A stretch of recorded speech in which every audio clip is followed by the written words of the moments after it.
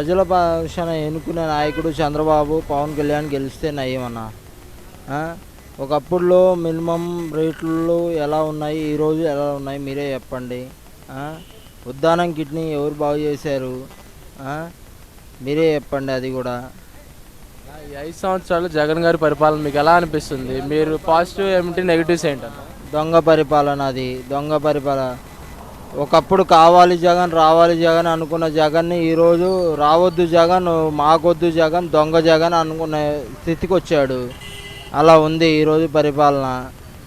మీరు ఇక్కడ ఇంతమంది ఉన్నారు కదా, మీకు పనులు ఉన్నాయా? పనులు దొరుకుతున్నాయా మీకు? పనులు ఉండేవి, పనులు ఉండదు. మీడియా చూస్తున్నారన్న, మీ కళ్ళకు కానొస్తుంది, మీ వీడియోలో కానొస్తుంది. ఎంతమంది ఖాళీగా ఉంటున్నారు, ఎంతమంది నిరుద్యోగం లేకుండా ఎంతమంది ఉంటున్నారో మీకే తెలుస్తుంది.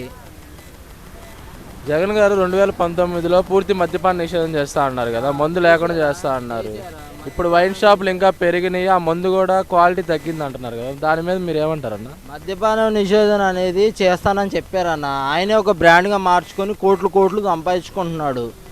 మద్యపానం నిషేధం చేస్తానని చెప్పాడు. కోట్లు కోట్లుగా చీప్ బ్రాండు, హైదరాబాదు, హెచ్డి, లౌడా, లైసన్ అని ఏదో ఇక మేము అనకూడదు, ఎన్నో పెంచుకొని బతుకుతున్నాడు. కోట్లు కోట్లు డబ్బు ఎటుపోతుందన్న. అది ఆరోగ్యం ఎలా ఉంటుందన్న ఆ క్వాలిటీ మందు అవుతుందన్న? పొగులంతా మేము పనిచేసి నైట్ ఏదో ఒళ్ళు నొప్పుల కోసం, కాళ్ళు నొప్పుల కోసం ఏదో క్వార్టర్ తాగుతాము. తెల్లారు లేకపోగానే మళ్ళీ సేమ్ ఫీలింగ్. ఇప్పుడు మామూలుగా టీడీపీ వాళ్ళు, చంద్రబాబు నాయుడు గారు కానీ లేదా నారా లోకేష్ గారు కానీ చెప్తుంది ఏంటంటే, ఈ వైఎస్ జగన్మోహన్ రెడ్డి పరిపాలనలో 5 సంవత్సరాల్లో బీసీ, ఎస్టీ, ఎస్సీల మీద, బాగా దళితుల మీద దాడులు జరిగినాయి అంటారు కదా. నిజంగానే దాడులు జరిగినాయా? మీరు ఏమైనా ఎదుర్కొన్నారా దాడులు? దాడులు జరగడం అని కాదు కన్నా, దాడులు జరిగినాయి అని మేము చెప్పలేము. దాడులు జరిగినాయా, ఎదుర్కొన్నామా అని కాదు. మేము మీడియా ప్రచారంగా మీకు తెలుసా లేదా, దాడులు జరిగినాయా జరగలేదా అని మీకు తెలుసు కదా.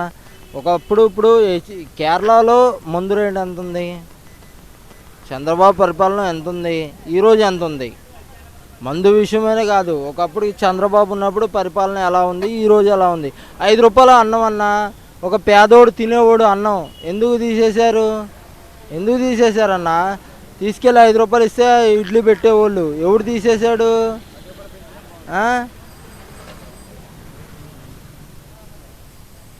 జగన్మోహన్ రెడ్డి గారి పరిపాలన 5 సంవత్సరాల్లో ఆంధ్రప్రదేశ్ అభివృద్ధి చెందిందంటారా లేదా ఇంకా దిగజారిపోయిందంటారన్న? దిగజారిపోయింది, ఆ అభివృద్ధి చెందిందనే కాదు. ఇంకోసారి జగన్మోహన్ రెడ్డి గెలిస్తే మేము కనీసం ఇప్పుడు రోడ్ల మీద తిరుగుతున్నాం, అప్పుడు రోడ్ల మీద కూడా కాదు, అడవుల్లో తిరగాల్సి వచ్చే పరిస్థితి వచ్చింది. సార్ ఎవరు గెలిస్తే బాగుంటుంది అంటారన్న మీరు?